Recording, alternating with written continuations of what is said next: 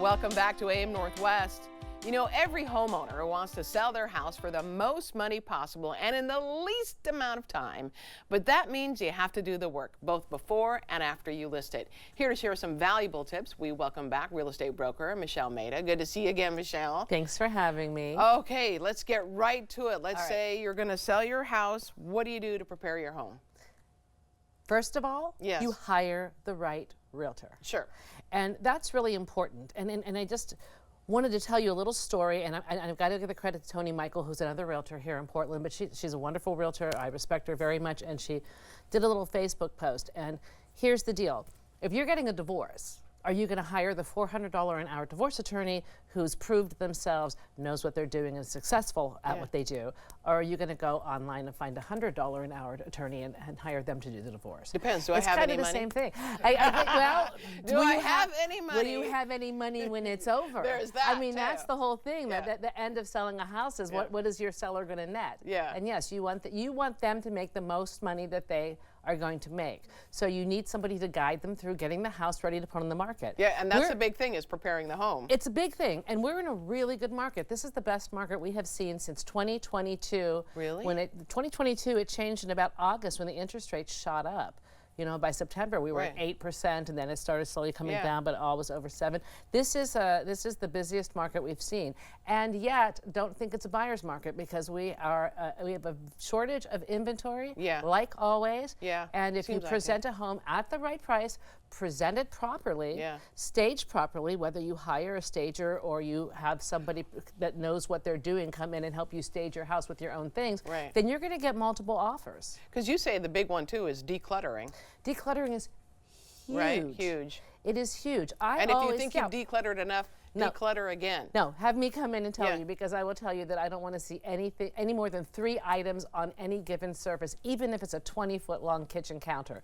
Declutter. You want to depersonalize your home. You don't want people walking in and wondering who lives here. You want them walking in saying, I want to live here. Right, I could live here. Yeah, I could live here. Yeah, I could live here. And stage, you mentioned staging is important. Staging is very important, you know, and it slowly has made its way to Portland. We didn't used to stage, but we've seen it even pre-COVID, how important staging has become. It creates an emotional reaction with the buyer when they walk in the door. Well, and that's when, as I've been through a few of these, you think, oh, I like my house, maybe I'll stay. That's what usually happens. Absolutely, you know. Yeah. That's a seller, generally, the house is everything they ever wanted to do to the house, they've done when it goes on the market. Right? Yeah. Repair. Well, if there are big, obvious repairs that need to be taken care of, you should take care of them beforehand. Let's say the roof is just covered in moss and looks like it's shot. It's going to get called out. Yeah. So you should take care of that, because what that says to a buyer when they first pull up is this person hasn't, you know, been taking care of their home. Right. I wonder what else is wrong with that. Yeah, exactly. Then you need to find the right price. Yes, absolutely. I mean, the price is very important.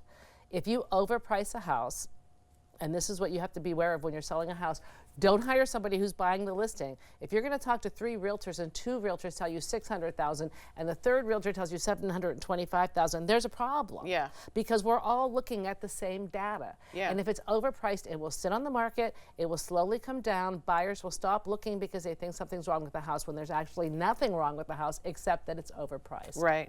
And then you say to list on RMLS. Absolutely, absolutely. And any licensed realtor that you're going to hire is going to put it on MLS. You can opt out of the MLS, but why would you? The MLS is what feeds every search engine that everybody is looking at. They feed Redfin, they feed Zillow, everyone. I mean, there's probably 100 that they actually feed, including other real estate companies. And then taking the best photos. Yes, professional photography is very important.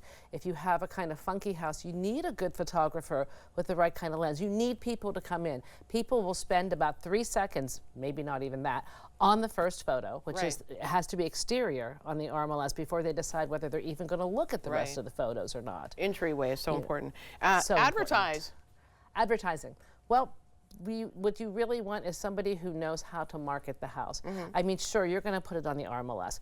It is going to go on all of those websites. You're going to blanket the neighborhood with postcards because who knows who wants to move in the neighborhood better than neighbors. Oh, totally. A lot of realtors now are going door to door and doing door hangers, inviting people to open houses. It's all about getting people in that first weekend it's on the market. That's and when so it many has the most people exposure. want like their friends to come live in their neighborhood. Absolutely, or family. Absolutely. Yeah, friends or family. Yeah.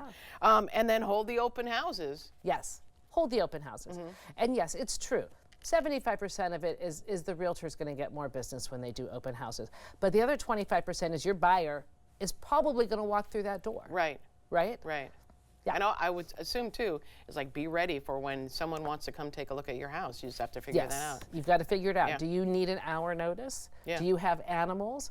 Do you have small children? Yeah. Which I always say, have a couple empty laundry baskets, throw everything in the laundry basket, stack them in the closet. Yeah, When you've got a especially the showing. kids. Throw the kids in the laundry basket throw them in in the the laundry closet. basket, throw them in the There you closet. go. Right. Michelle, thank you so much. Thank you for having me.